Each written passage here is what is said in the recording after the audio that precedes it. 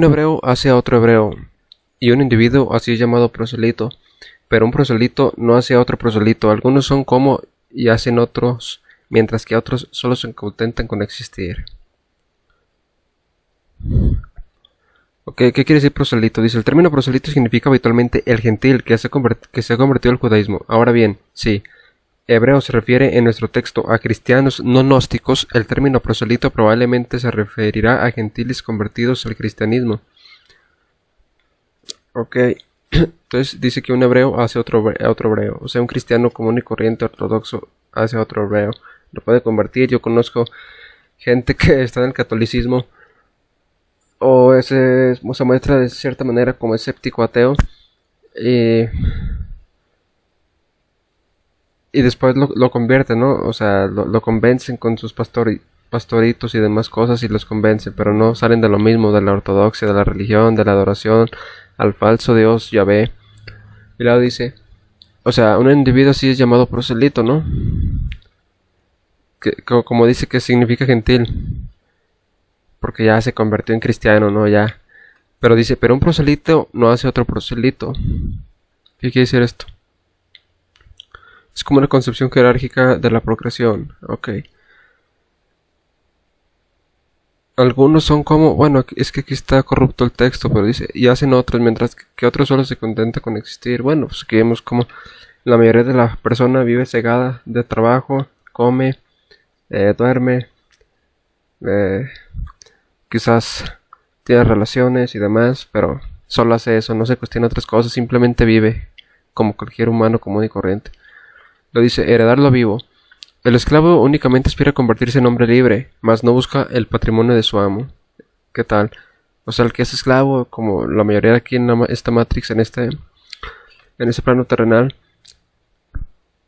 aspira a ser libre, ¿no? Aspira a, como ejemplos más mundanos y comunes, es como alguien que trabaja para alguien, aspira a él ser el mismo el dueño, ¿no? Aspira a llegar a lo más alto en cuanto a no tener, por decirlo, jefes que lo manden o cosas así, pero no busca el patrimonio de su amo, o sea, busca lo mismo en las cosas terrenales, no busca estar por encima de lo mundano, ¿sí?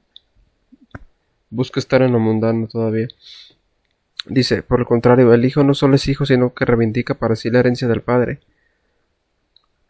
Aquellos que heredan a los muertos, ellos mismos están muertos y heredan cosas muertas. ¿Qué tal? Aquellos que heredan lo vivo, están ellos mismos vivos y heredan lo vivo y lo muerto. Los muertos no heredan nada, pues ¿cómo podrá heredar un muerto? Si un muerto hereda lo vivo, no morirá, sino que vivirá más.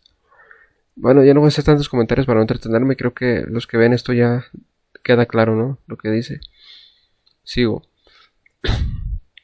Un gentil no muere, pues nunca vivió para poder morir. Quien creyó en la verdad vivió, y éste corre el peligro de morir, pues vive. Desde el día en que Cristo vino, el mundo se crea, se embellecen las ciudades, lo muerto se retira. Cuando éramos hebreos, éramos huérfanos, teníamos solo a nuestra madre, mas cuando nos hicimos cristianos, obtuvimos padre y madre. Dice, cosechar en el otro mundo. Quienes siembran en invierno cosechan en verano. El invierno es el mundo, el verano es el otro eón. Sembramos en el mundo para que podamos cosechar en verano, por ello conviene que no oremos en invierno. Lo que sigue en invierno es el verano. Pero si uno cosecha en invierno no cosechará, sino que descajuará, de tal manera que así no obtendrá fruto. No solo el fruto no se obtiene ahora, sino que también el sábado su campo es estéril. Cristo vino para rescatar a unos, para salvar a otros, para redimir a otros. A los que eran extraños los rescató, los hizo suyos, y reparó a los suyos, a los cuales dejó en prenda según su voluntad. No solo al manifestarse abandonó su alma cuando lo quiso, sino que desde que el mundo existe voluntariamente abandonó su alma. Entonces vino primeramente a recobrarla, puesto que había sido dejada en prenda, quedó a merced de ladrones y fue hecha cautiva. Pero él la salvó y redimió a los buenos que había en el mundo y a los malos. Dice, todo este pasaje puede considerarse un exégesis del relato joánico del buen pastor. Este da su vida por las ovejas, los extraños y los ladrones del texto. Bueno, este fragmento ya lo puse en otro video que está en mi canal. Ahí está más claro, pero es muy claro, creo yo. Luego dice, los opuestos, la luz y la tiniebla, la vida y la muerte, los de la derecha y los de la izquierda son hermanos entre sí. Dice, en el valentelismo, la expresión de los de la derecha designa habitualmente a los psíquicos, mientras que los de la izquierda sirve como designación de los ílicos. Ok, los psíquicos, los que tienen psique, los que tienen alma del demiurgo. Y los de la izquierda es los sílicos, los que simplemente son materiales. Como en términos modernos, portales orgánicos o gente sin alma ni espíritu. Dice, la idea de que los órdenes ílico y psíquico se mezclan hasta llegar a hacerse indiscernibles, hay un paralelo en Tratado Tripartito. Ok, está en el primer libro de los textos gnósticos. Sigo con esto de los opuestos, dice. No es posible que se separen unos de otros, por tanto, ni los buenos son buenos, ni los malos malos, ni la vida es vida, ni la muerte es muerte. Por ello cada cual se disolverá en el origen que tiene desde el comienzo, mas los que son superiores al mundo son indisolubles, son eternos. Aquí un comentario dice, este aspecto engañoso del mundo, en el que las cosas no son lo que parecen, se reitera en la siguiente disquisición sobre los nombres, así como en otros paisajes, de ahí que se contraponga a menudo el mundo y la verdad. Aquí está muy claro, o sea, los que solo tienen alma, los que no tienen alma ni nada, pues ellos van a perecer. Pero dice, por ello cada cual se disolverá en el origen que tiene desde el comienzo. Pero los que son superiores al mundo, o sea, el que tiene el espíritu que es eterno, ese no es indisoluble. Luego dice, nombres verdaderos y falsos. Los nombres otorgados a las realidades mundanas comportan un gran error, pues desvían su mente de lo estable a lo inestable, y así el que escucha el nombre Dios no piensa lo estable, sino que piensa lo inestable. Así ocurre también con los nombres Padre, Hijo, Espíritu Santo, vida, luz, resurrección, iglesia y todos los demás. No se piensa lo estable, sino que se piensa lo inestable, salvo que previamente se conozca lo estable. Los nombres que han sido escuchados están en el mundo para engañar. Si estuvieran en el león, no habrían sido nombrados nunca en el mundo, ni habrían sido puestos en las cosas mundanas. Tienen su fin en el león. Solo un nombre no es pronunciado en el mundo, el nombre que el Padre dio al Hijo. El nombre es superior a cualquier otro, a saber, el nombre del Padre. Pues el Hijo no se convertirá en Padre a menos que él fuera revestido del nombre del Padre. Quienes tienen este nombre ciertamente lo conocen, pero no hablan de él. Por su parte, los que no lo tienen no lo conocen. Luego dice, la verdad empero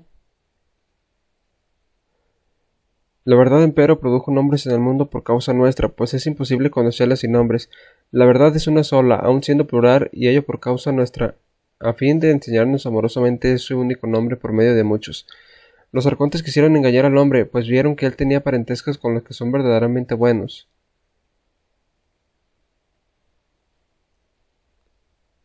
Luego dice, los arcontes quitaron el nombre a los que son buenos y lo dieron a los que no son buenos para a través de los nombres poder engañarle y vincularle a los que no son buenos. Y después de esto, si se les hace un favor, son inducidos a apartarse de los que son no buenos y asociarse con los que son buenos. A esto los conocían, ya que querían tomar al libre y hacerle su esclavo para siempre. Muy claro. Yo en un video ya anterior, hablando del transgeneracional y de cómo nos manipula el nombre de los ancestros y demás, pues aquí también tiene que haber algo de eso, ¿no? O sea, como aquí todo nombramos, pero pues lo que nombramos aquí simplemente es mundano todo, o sea, le damos nombre a algo que pues es forma, pero por el logos y por simplemente darle un nombre. En este caso el idioma que tengo yo, el castellano, el español, pues nombra las cosas, ¿no? Pero eso no quiere decir que realmente sean así las cosas, como nuestro nombre no es nuestro nombre, es el nombre que nos dieron nuestros padres terrenales nomás. Y hay un misterio aquí en el nombre, ¿no? Dice cómo los arcontes lo hicieron a su favor también. Y bueno, ¿para qué explico más? Aquí está muy claro todo. Dice los arcontes, Cristo. Hay potencias que dan al hombre por no querer que se salve para poder perseverar, pues si el hombre se salva no habrá sacrificios y no se ofrecerán animales a las potencias, pues por lo que toca a los animales que se les ofrecían ciertamente se les ofrecían vivos, pero cuando se les ofrecían morían, y por lo que el hombre toca fue ofrecido muerto a Dios y vivió. Antes de que Cristo viniese no había pan en el mundo, al igual que en el paraíso, el lugar donde Adán estaba. Había muchos árboles para alimento de los animales, no había trigo para alimento del hombre. El hombre se nutría como los animales, pero cuando vino Cristo el hombre perfecto trajo pan del cielo a fin de que el hombre se alimentase con alimento del hombre.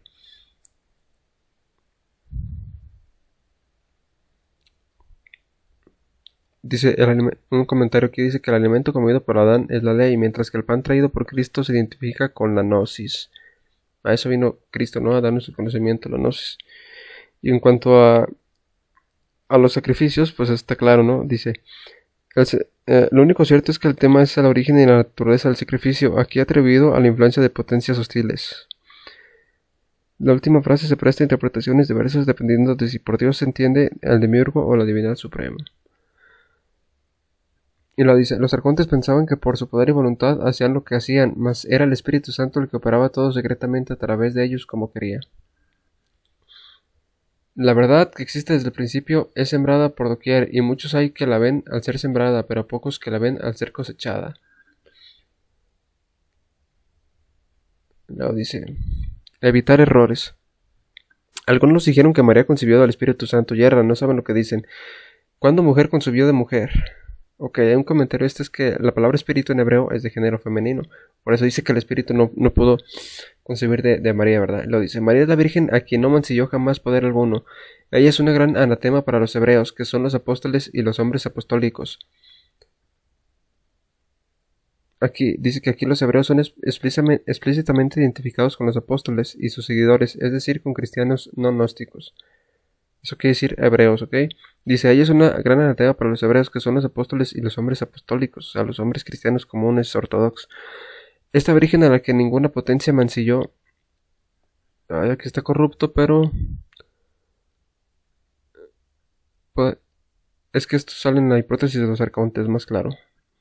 Dice, esta virgen a la que ninguna potencia mancilló, las potencias se mancillaron, y a no ser que tuviera otro padre, el Señor no hubiera dicho, mi Padre que está en el cielo, sino simplemente mi Padre. Luego dice, el Señor dijo a los discípulos, de toda casa introducid en la casa del Padre, pero no sustraigáis nada en la casa del Padre, ni os lo llevéis. Jesús es un nombre oculto, Cristo es un nombre revelado. Por ello Jesús no existe en ninguna otra lengua, sino que su nombre es Jesús, como es denominado. Por lo que respecta a Cristo, su nombre es en siriaco Mesías y en griego Christos. Ciertamente todos los otros lo tienen según la lengua de cada uno. Ok, ¿qué quiere decir esto que según la lengua de cada uno? Un comentario dice que tenemos aquí quizás una ejemplificación de la idea de que la verdad, aun siendo una, se hace múltiple para que los hombres puedan comprenderla. Como una especie de rompecabezas, ¿no? Que al fin de cuentas pertenece a la verdad. Luego dice, el Nazareno es el nombre manifiesto de lo que está oculto.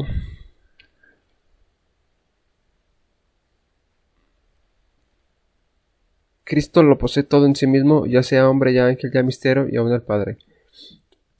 Dice la resurrección. Los que dicen que el Señor primero murió y después resucitó, ya erran, pues él primero resucitó y después murió. Si uno no obtiene primero la resurrección, ¿acaso no morirá? Vive Dios que éste morirá. Y luego dice, nadie esconderá un objeto grande y valioso en un gran recipiente, sino que muy a menudo uno habrá guardado incontables miradas en un recipiente de acéntimo. Es el caso del alma. Es una cosa que, siendo valiosa, vino a caer en un cuerpo despreciable. Aquí un comentario sobre esto dice que aquí, como en otros pasajes del texto, la expresión alma no es empleada como términos técnicos, sino para designar la parte neumática del hombre. Este es anómalo de psique. Este uso anómalo de psique, o sea, del alma, está atestiguado en otras fuentes valentinianas. Ok, entonces aquí el alma la expresan. O sea, sabemos que hay una diferencia entre alma y espíritu, pero en este caso, el alma aquí lo ponen como neuma, no como psique. Dice, es una cosa que siendo valiosa vino a caer en un cuerpo despreciable. De acuerdo. Dice, algunos temen resucitar desnudos. Por ello desean resucitar en la carne, y no saben que los que aportan la carne son los que están desnudos. Aquellos que son capaces de desnudarse son precisamente los que no están desnudos. La carne y la sangre no heredarán el reino de Dios. ¿Cuál es la que no heredará? La que portamos encima. ¿Y cuál es, en cambio, la que heredará? La perteneciente a Jesús y su sangre. Por ello dijo, el que no come mi carne y bebe mi sangre no tiene vida en él. Aquí un comentario que viene de Juan 6:53, dice, gracias a la Eucaristía el hombre adquiere carne y sangre celestes, las de Jesús con lo que podrá revestirse en la resurrección sin quedar por ello desnudo. Pero esto no hay que tomarlo literal como la Iglesia Católica, o sea, la carne y la sangre Simplemente es tomar, pues, su palabra, ¿no? Su logos, lo que él hizo. No, o sea, y como una especie de descendencia que dejó, pero en el modo de la descendencia de la gnosis, ¿no? Que fue pasada de uno a otro, como una especie de, como si fuera la carne y la sangre. ¿Qué es lo que nos hace parientes de personas terrenales? Pues la sangre y este cuerpo físico, ¿no? En el caso de Jesús es lo que dejó los escritos, la gnosis, es la que pasa de generación en generación, siempre y cuando el que habita esa carne sea un neumático, o sea, un espiritual. Luego dice, ¿cuál es la que no heredará? La que portamos encima. ¿Y cuál es en cambio la que heredará? La perteneciente a Jesús y su sangre. Por ello dijo, el que no come mi carne y bebe mi sangre no tiene vida en él. ¿Qué carne es esa? Su carne es la palabra, ¿ven? Es el logo, lo que él dijo. Y su sangre es el Espíritu Santo. El Espíritu Santo, y lo dice, quien ha recibido estas cosas tiene alimento y tiene bebida y vestido. Por mi parte yo repruebo a los otros que dicen que la carne resucitará. Así pues, ambos se equivocan. Tú dices, la carne resucitará, pero dime qué resucitará para que podamos honrarte. Tú dices, el espíritu que está en la carne y también esta luz que está en la carne. También es este un logos que está en la carne, pues sea lo que digas, nada nombras que esté fuera de la carne. Es menester resucitar en esta carne, ya que todo está en ella. Ok, para entender mejor esto, aquí un comentario que nos dejaron es que quizás este enunciado pueda entenderse mejor si se advierte por un lado que, en otro lugar, el autor afirma que la verdad no vino al mundo desnuda, sino en símbolos e imágenes, y por otro que la carne del hombre es calificada en nuestro texto de imagen. Lo dice, en este mundo los que se ponen vestidos valen más que los vestidos. En el reino de los cielos los vestidos valen más que aquellos que se los han puesto. Bautismo y unción. Mediante agua y fuego, todo lugar es purificado. Lo manifiesto mediante lo manifiesto, lo oculto mediante lo oculto. Hay algunas cosas ocultas mediante las manifiestas. Hay agua en el agua, hay fuego en la unción. ¿Cómo se mostró Jesús? Jesús los llevó a todos subrepticiamente, pues él no se mostró tal cual era en sí, sino que se mostró tal como podía ser visto. A todos ellos se reveló. Se reveló a los grandes como grandes, se mostró a los pequeños como pequeños, se mostró a los ángeles como ángel y a los hombres como hombre. Por esto ocultó sus logos a todos. Algunos, por cierto, lo vieron pensando que se veían a sí mismos. Pero cuando se reveló gloriosamente a sus discípulos en la montaña no era pequeño, se hizo grande. Pero tras haber hecho grandes a los discípulos a fin de que ellos pudieran verlo en su grandeza, aquel día dijo en acción de gracias. Bueno, aquí un comentario es que es incierto quién dijo eso, o sea, si el apóstol Felipe o Jesús. Bueno, pero aquí lo que importa es el mensaje, dice, tú que has unido la luz perfecta con el Espíritu Santo, une también a los ángeles con nosotros, con las imágenes. Bueno, aquí un comentario sobre esto es que el término traducido como luz perfecta podría ser vertido también como iluminador perfecto, es decir, el Salvador. En todo caso, el Salvador es llamado luz. Y sobre esto de une también a los ángeles con nosotros, con las imágenes, dice que este pasaje se refiere a la doctrina típicamente valentiniana, de la reunión del Salvador con Sofía Achamot, o sea, la Sofía de abajo, la que cayó, y la correlativa de los ángeles masculinos con los espíritus femeninos de los hombres. A eso se refiere lo femenino, al espíritu.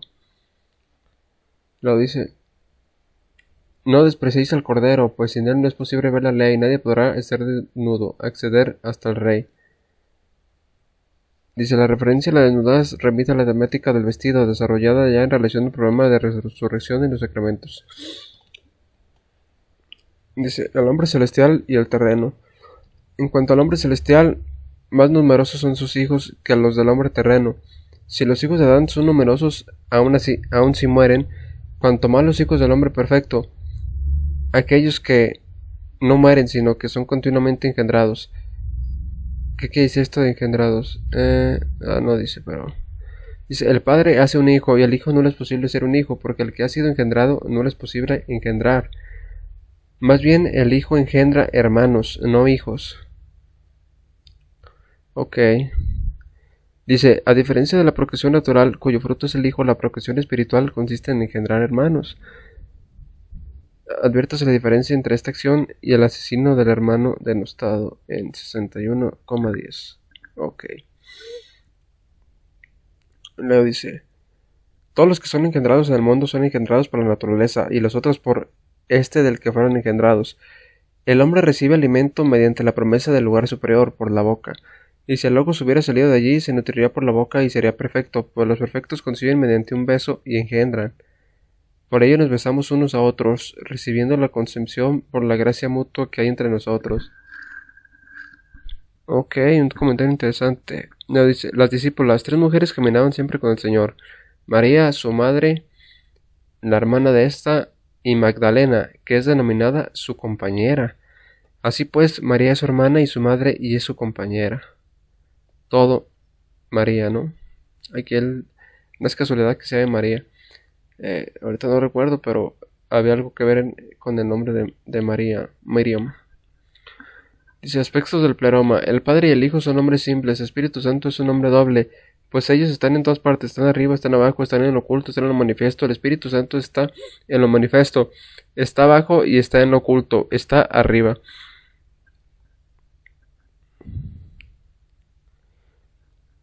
Dice, los apóstoles...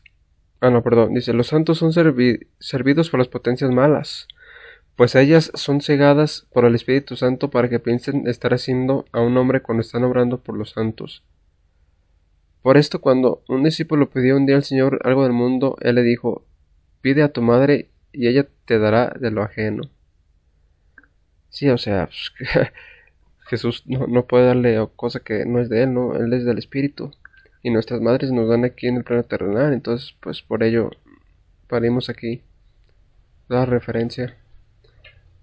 Y luego dice, los apóstoles dijeron a los discípulos que nuestra entera ofrenda obtenga sal. Ellos llamaban a Sofía sal, ya que sin ella la ofrenda no es aceptable. Luego dice, Sofía por su parte es estéril, sin hijo, por ello es denominada resto de sal. Y luego dice, el lugar en que ellos, a su modo el Espíritu Santo, y numerosos son sus hijos. Luego dice, lo que el Padre tiene pertenece al Hijo, y sin embargo al Hijo mismo. En tanto es pequeño, no se le confía lo que es suyo. Cuando se convierte en hombre, su Padre le da todo lo que tiene. Luego dice, la sabiduría, el Espíritu. Los que yerran, a quienes el Espíritu engendra, yerran también por su causa. Por esto se dice, mediante un mismo soplo el fuego se enciende y se extingue. O sea que el pasaje juega con la doble significación del término pneuma, espíritu y soplo. Sí, o sea, soplo y fuego se enciende y se extingue. Una cosa es echamot y otra es shmot.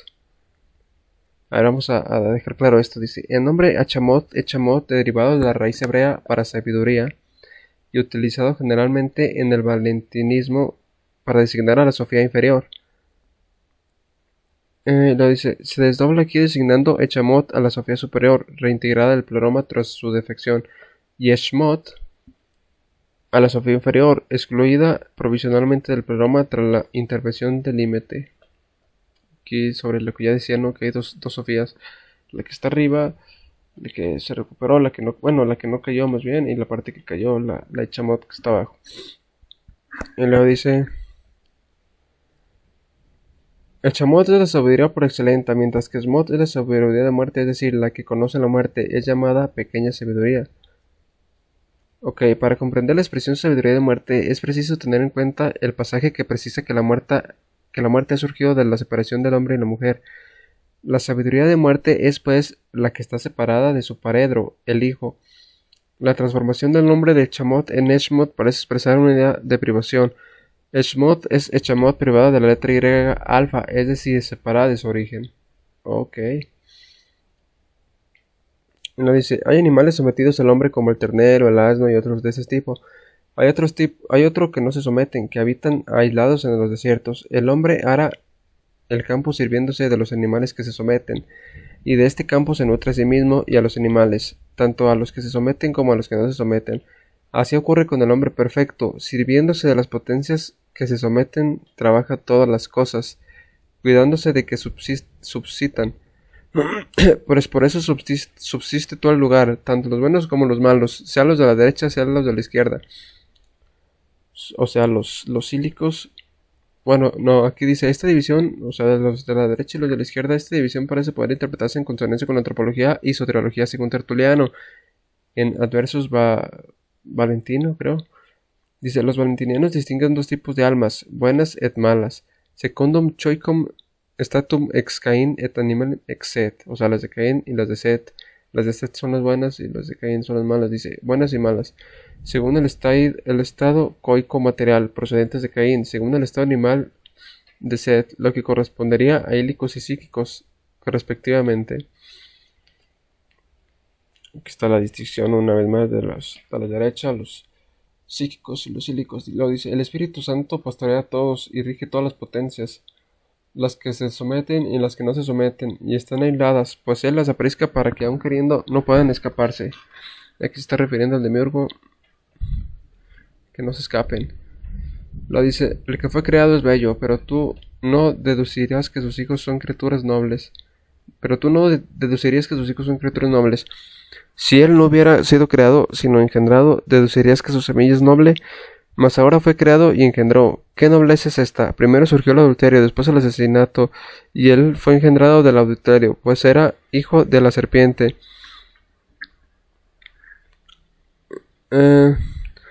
Por esto se hizo homicida como lo era su padre y mató a su hermano. Toda relación sexual habida entre quienes no son semejantes constituye un adulterio. Ha sido más claro. Dice, Dios es un tintorero, como los buenos tintes denominados auténticos. Solo se desvanecen con las cosas teñidas con ellos. Así ocurren con los que Dios ha teñido. Puesto que sus tintes son inmortales, ellos se vuelven inmortales gracias a sus colores. Por su parte, Dios bautiza a quienes bautiza en agua.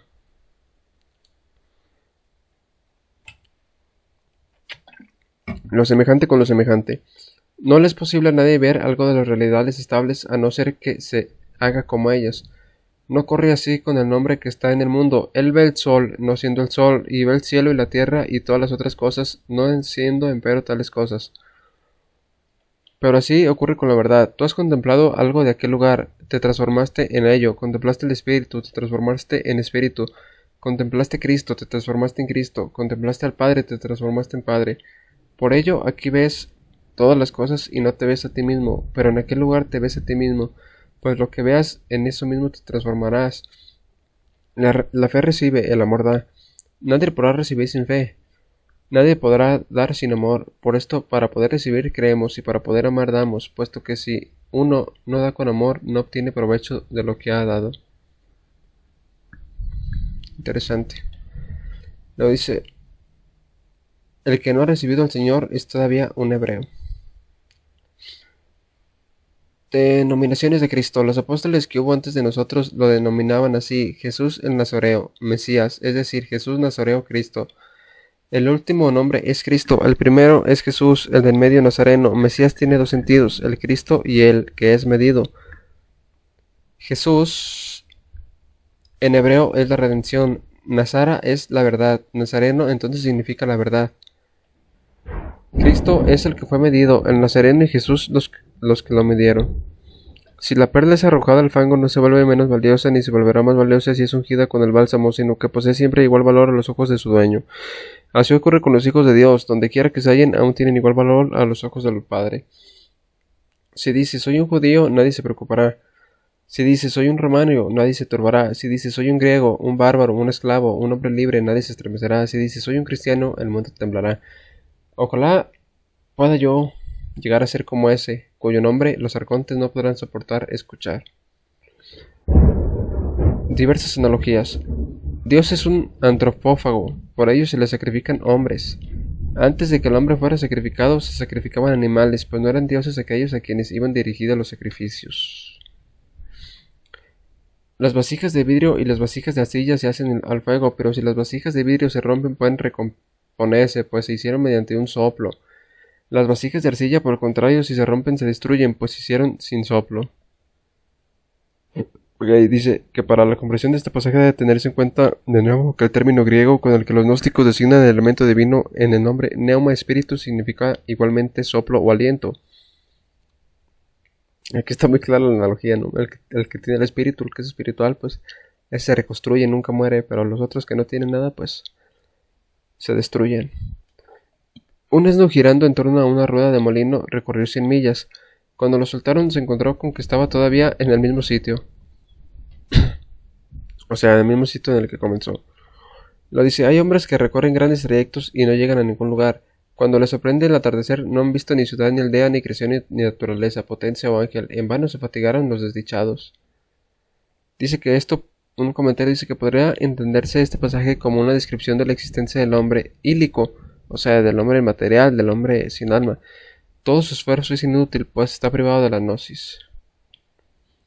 Bueno, aquí podría sacarse otra analogía también. Como hay gente que... Yo lo veo que hay gente que no sabe de gnosis ni nada y vuelve al mismo sitio, ¿no? Como reencarnar, el eterno retorno, el Ouroboros, vuelve a donde comenzó. Vuelve a comerse y a defecarse. O lo mismo, o sea, estás buscando algo pero nunca avanzan porque caen en lo mismo, en la misma rueda del hámster. Se pueden sacar muchas analogías de aquí.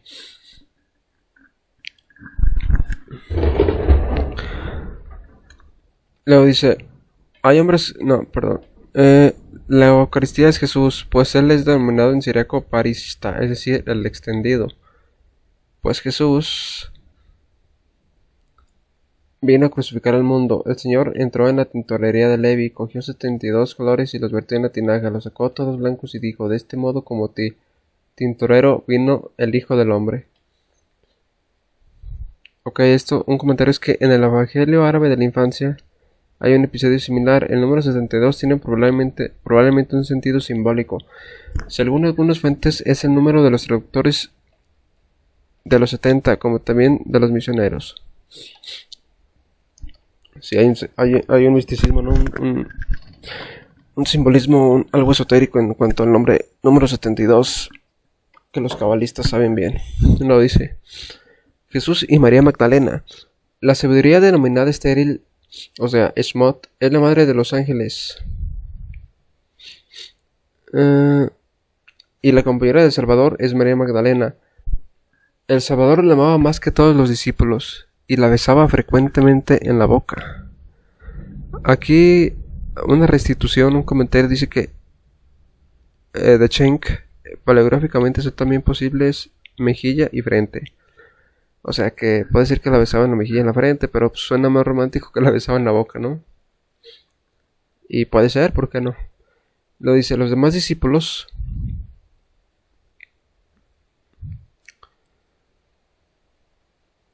bueno, aquí otra restitución de Schenck, que es otro traductor, dice que puede leerse como mujeres en vez de discípulos. Los demás mujeres o los demás discípulos se acercaron a ella para preguntar. Ellos le dijeron, ¿por qué la amas más que a todos nosotros? El Salvador respondió y les dijo, ¿por qué nos ama a vosotros como a ella?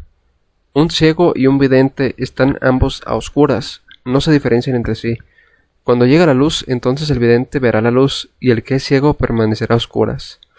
Ok, ¿qué quiere decir esto? Aquí un comentario es que la imagen de la ceguera para referirse al no gnóstico, al dormido, al ciego, recurre en otros textos valentinianos. Bueno, no dice, pero a esto se refiere, ¿no? Pues aquel que está dormido, que es un ignorante, pues aunque le muestres todo, no va a entender. No, dice, el Señor dijo, bienaventurado el que es antes de llegar a ser, pues el que es, ha sido y será. Pues sí, el que siempre ha sido espiritual, el que siempre tiene esa semilla, siempre va a serlo. Lo dice, la supremacía del hombre no es manifiesta, sino que yace en lo oculto, por eso el Señor de las fieras, que son más fuertes que él, por eso él es Señor de las fieras, que son más fuertes que él, que son grandes en lo manifiesto y en lo oculto, y él permite su subsistencia. Pero si el hombre se aleja de ellas, se matan, se muerden y se devoran mutuamente, y se comen mutuamente por no hallar alimento. Mas ahora si han hallado alimento, pues el hombre cultivó la tierra. Lo dice bautismo, matrimonio y cámara nupcial. Voy a tomar poquita agua. Ya. Si uno se sumerge en el agua y sale sin haber recibido nada y dice, soy cristiano, he recibido el nombre con préstamo. Pero si recibe el Espíritu Santo, posee el nombre en calidad de regalo. A quien ha recibido un regalo no se le quita, pero a quien ha recibido un préstamo se le exige su restitución. Aquí un comentario sobre esto es que la idea es que la recepción de los sacramentos sin el conocimiento de lo que confiere es ineficaz. El mismo pensamiento polémico está dirigido a los pseudo-cristianos. Dice, así no ocurre cuando uno se ve envuelto en un misterio. El misterio del matrimonio es grande, pues sin él el cosmos no existiría. La subsistencia del mundo es el hombre, mientras que la subsistencia del hombre es el matrimonio. Pensad en la unión, pues posee un gran poder. Su imagen consiste en mancillamiento. Entre las formas del espíritu impuro las hay masculinas y femeninas. Las masculinas son las que cohabitan con las almas albergadas en una forma femenina. Las femeninas, por su parte, son las que se mezclan con las que se albergan en una forma masculina, por mor de un desobediente. Y nadie podrá rehuir a estos espíritus si a ellos lo aferran, a no ser que reciba una fuerza masculina y una femenina, a saber, esposo y esposa. Ok, dice que la idea de que los espíritus impuros habitan en el alma del hombre, inclinándose al mal, es corriente en el gnosticismo. Luego dice, se los recibe, empero, en la imagen de la cámara nupcial. Cuando las mujeres necias ven a un varón que habita solo, se abalanzan sobre él, se divierten con él y lo mancillan. Así también con los hombres necios, cuando ven a una mujer hermosa que habita sola, la seducen y la violentan deseando mancillarla. Pero si ven al marido y a su esposa habitando juntos, ni los espíritus femeninos penetran en el varón, ni los masculinos penetran en la mujer. Así ocurre si la imagen y el ángel están unidos entre sí. Tampoco nadie osará penetrar en el varón o en la mujer. Fuera de la carne. El que sale del mundo no puede ser ya aferrado.